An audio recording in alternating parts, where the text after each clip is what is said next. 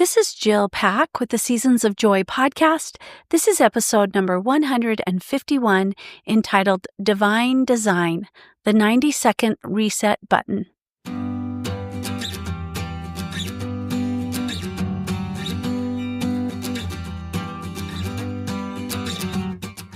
Are you a woman of faith who is struggling to navigate your current season of life?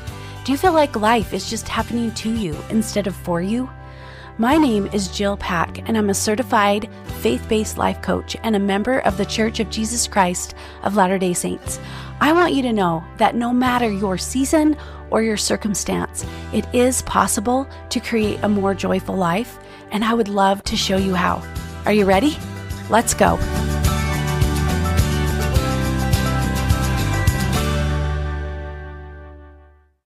Hello, my friends. Welcome to the podcast. Today, we are diving into something that I believe is so important to understand, and when you do it, it will revolutionize your emotional life, and it only takes as long as waiting for your microwave popcorn to pop. I've actually talked about this before on the podcast, but that is how important I believe this is, that I'm going to talk about it again. Have you ever found yourself stuck in a worry spiral about your adult children, or felt that flash of frustration when your husband leaves his socks literally right next to the hamper again? Perhaps you've experienced that moment when you try on your favorite jeans and they've mysteriously shrunk in the wash. Or perhaps there's that persistent sense of uncertainty as you navigate this transitional season of life. What if I told you that these overwhelming emotions, if truly felt, would pass through your body in just 90 seconds? Yes, my friends, 90 seconds. That's shorter than most commercials. Today, we're going to explore God's brilliant design of our emotional system, what I like to call the divine reset button, and how learning to push that button can save us hours of emotional drama. So let's dive in. Be still and know that I am God. These words from Psalms 46:10 are powerful, but let's be honest, being still when your emotions are doing gymnastics inside of you, not exactly easy. For years, I didn't understand that all emotions are part of being human. I think many of us have been conditioned to move away from any negative emotion as quickly as we can. Because let's be honest, they feel uncomfortable. We may even believe that feeling anxious means we don't trust God enough, or getting angry when someone cuts us off in traffic means we're a terrible person. We define ourselves by our emotions. We label and maybe even belittle ourselves because of them, believing that we shouldn't feel a certain way. But here's the thing. God created our emotions, all of them, every single one of them. Even the ones we'd rather not admit to. Our emotions are not wrong or bad. They are messengers, not enemies that we need to battle. Yet as women in midlife, we're juggling careers, adult children who still somehow need us, aging parents, church groups and communities, and our own changing bodies. We're emotional jugglers, and some days we can feel like we're dropping all of the balls. Many of us walk around with emotional background music playing all day, worrying about the kids, frustration with our spouse, uncertainty about our purpose, and maybe even the classic midlife special, what is even happening to my body? We assume this emotional heaviness is just part of the package deal of being a woman of a certain age. But what if God installed an emotional reset button in each of us? Harvard brain scientist Dr. Jill Bolt Taylor discovered something that would have saved me years of emotional heaviness. She found that when a person has a reaction to something in their environment, there's a 90-second chemical process that happens in the body. After that, any remaining emotional response is just the person choosing to stay in that emotional loop. Here's the translation. The actual physical experience of an emotion, the racing heart, the tightness in your chest, the I might throw this phone across the room feeling, lasts only about 90 seconds. If we let it run its course without interruption. 90 seconds. That's less time than it takes to decide what to watch on Netflix. So why do our emotions feel like they're an endless loop? Why does that worry about our children or irritation with our spouse feel like it's got a Netflix subscription just automatically renewing forever? Here's what happens to most of us. First, we try to push our feelings down thinking, I really shouldn't feel this way. But these emotions we bury don't actually go away.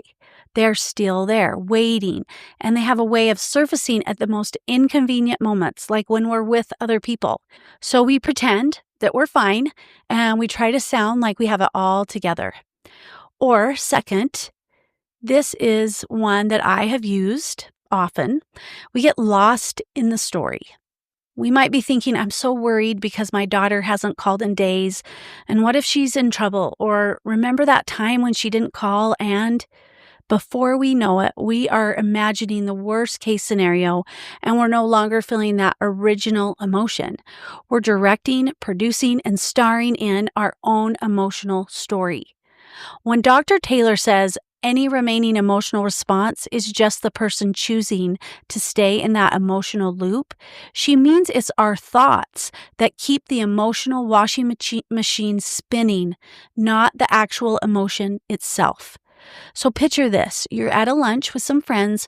Someone asks you how you're doing, and even though you just had a tense phone call with your sister that left you upset, you smile and say, "Oh, I'm great." Meanwhile, your jaw is clenched so tight that you can barely chew your chicken salad. Later that night, you find yourself snapping at your husband when he asks a simple question about dinner, and you don't even understand why you're so irritable. Or here's another example. Your adult son mentions he's thinking about moving across the country for a job. In the moment, you smile and you say you're happy for him. But that night, you lie awake, your mind racing, and you start having thoughts like, if he moves away, I'll never see my grandchildren. What if something happens to him and I'm not there? What if his wife doesn't want to visit for holidays? What if this is the beginning of him drifting away from our family? So by morning, you're exhausted and anxious about something that hasn't even happened yet.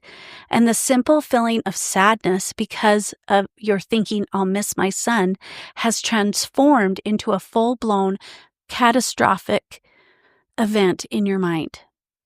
These examples show how emotions we try to ignore don't simply disappear. They either come out sideways in other situations or they get amplified by our thoughts until they're much bigger than the original feeling that triggered them. That's why learning to feel the emotion for those 90 seconds is so important.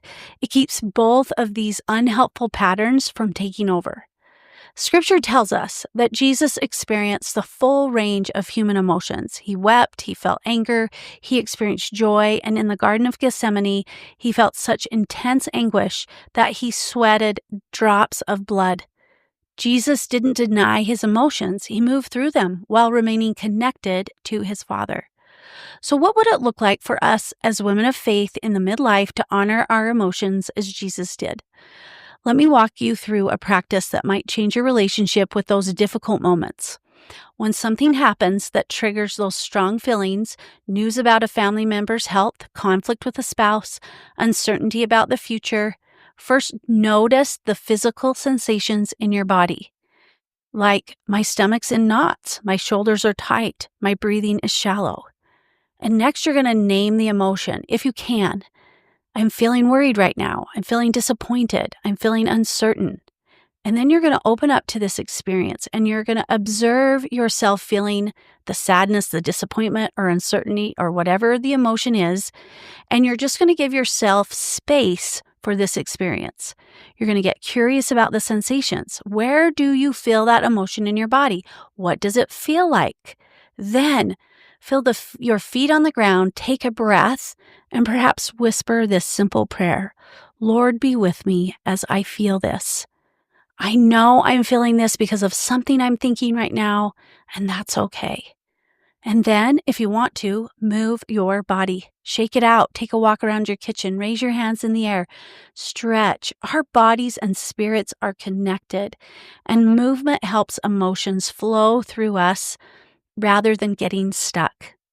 Imagine approaching your most challenging moments differently. You're laying awake at 3 a.m., worried about your adult son who hasn't returned your calls. You feel that familiar tightness in your chest and those racing thoughts. Instead of immediately trying to push away the worry or falling into the story of all the things that might be wrong, you just simply notice. I'm feeling anxious. My chest is tight. My mind is racing. You take a breath. You feel your back against the bed, and you whisper, Lord, help me.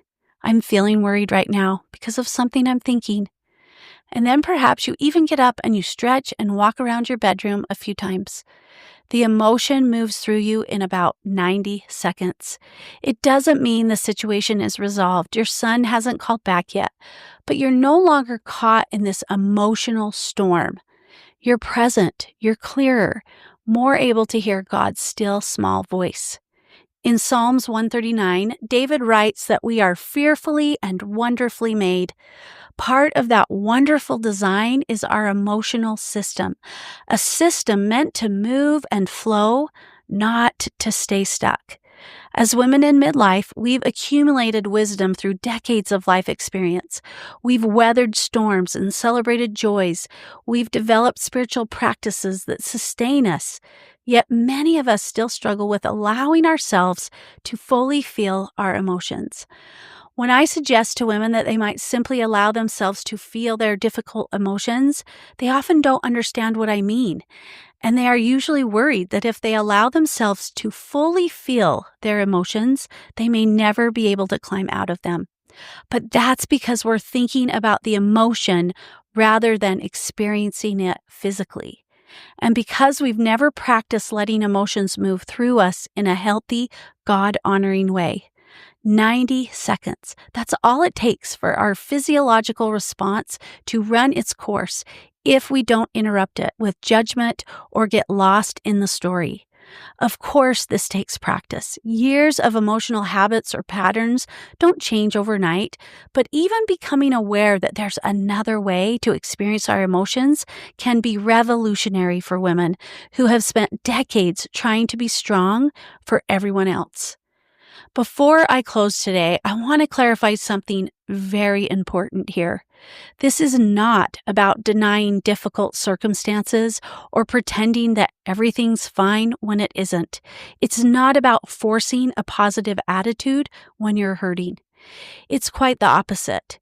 It's about being more honest with ourselves and with God about what we're feeling and giving those feelings the space they need to move through us rather than getting stuck. The Psalms show us this pattern over and over, honest expression of emotion that moves towards trust. Think of Psalms 13, which begins with, How long, O Lord, will you forget me forever? And then it ends with, But I trust in your unfailing love. When we learn to ride the wave of our emotions, even the uncomfortable ones, we open ourselves up more fully to God's presence. We model emotional health for our families. We suffer less, spending less time caught in emotional loops that drain our energy and cloud our discernment. 90 seconds. That's a time frame all of us can handle, even in our most challenging seasons. I am so grateful to my heavenly parents for creating me, which includes all of my emotions.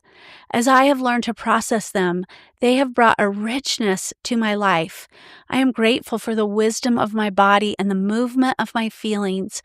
I invite you to consider this. How would your life change if you honored your emotions as messengers, to feel them fully and to let them move through you as God intended? May you find presence in your joy and in your sorrow, in your peace and in your anger. That's all I have for today's episode of Seasons of Joy. If you found this helpful, please subscribe wherever you get your podcasts and consider sharing with another woman who might need this message. Remember, The next time a big emotion hits, try to stay with it. Time it if you need to and see if that 90-second rule holds true for you. This is Jill reminding you that you are deeply loved exactly as you are. Grace and peace to you, my friend. Until next time. Thank you for tuning in to the Seasons of Joy podcast. I hope you enjoyed today's episode. And if you liked what you heard, don't forget to subscribe, leave a review, and share with your friends and family. If you want to learn more about me or how to work with me, just visit my website, www.seasons-coaching.com, and have a joyful week.